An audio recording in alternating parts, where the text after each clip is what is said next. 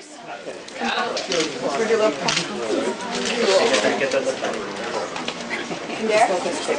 Miley, no, you never sure. What's that for New Year's?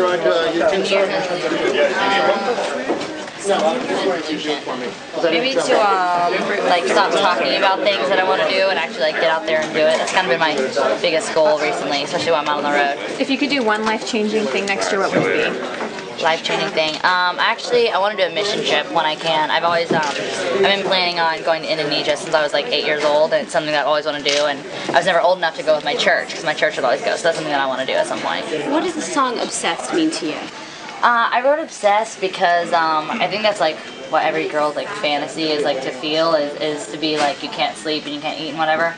And I'm not really like that mushy of a person. I have like a heart, but I'm not that mushy. So I kind of wrote that for like all the girls that want to feel like that. And even if you're not that way, I think everyone wants to feel that feeling at some point. How do people who battle life-threatening illnesses inspire you and encourage you? It inspires me because you know, I hear people tell me all the time that like I'm their hero and that they look up to me. And then I go to these children's hospitals, you know, and I look at them and I see that, right, that's my hero, because I don't know what I would do if something like that happened to me or my family, and especially families that are so strong and stay together, because not only does it, you know, it affects the kid, but it affects the family around them, and especially the siblings. And so when I go and meet these kids, not only do I meet the ones that are being affected with illness, but I want to meet the ones that, you know, are surrounded with that, because it can like really take over your whole body just as a family. How did you get involved with this charity?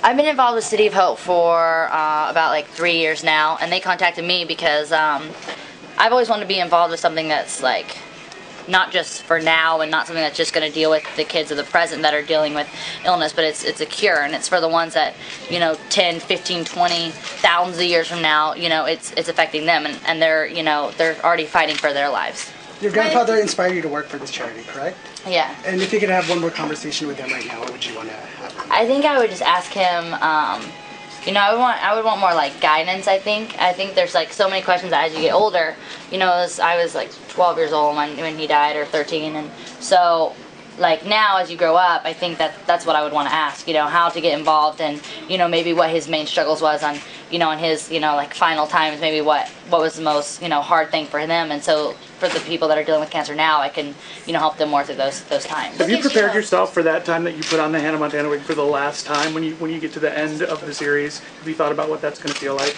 Not really, because, you know, I don't feel like really, you know, involved. I'll always be involved with that, and, you know, the show won't just come to an end. You know, there'll always be reruns and stuff like that, and I think that's something that I always want to keep, like, in my life, because it's something that has really, you know, affected me and has put me where I am today. Miley, what gives you hope? Honestly, I think the best thing for me is when I'm having like a hard day, my little sister.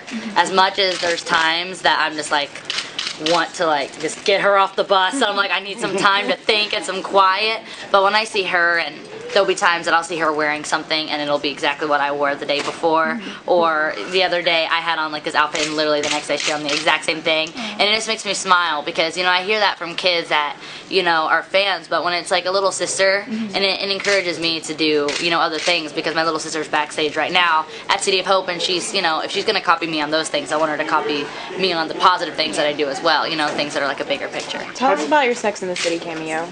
It was pretty cool. It was something that I've always been like really into. I've always really liked that show. So I think it's gonna be really cool, and just the cast was like so nice, and the director was so nice, and it's like such a friendly set.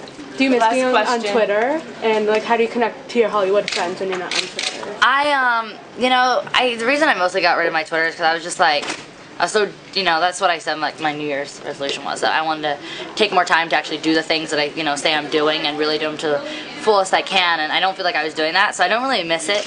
I think the greatest thing though is, you know, being able to stay connected, but that's what phones and email are for, and you can have like private conversations and not have to worry about, you know, what other people are going to think or what other people are going to say about it. Is there anyone you'd like to be stuck in an elevator with, dead or alive?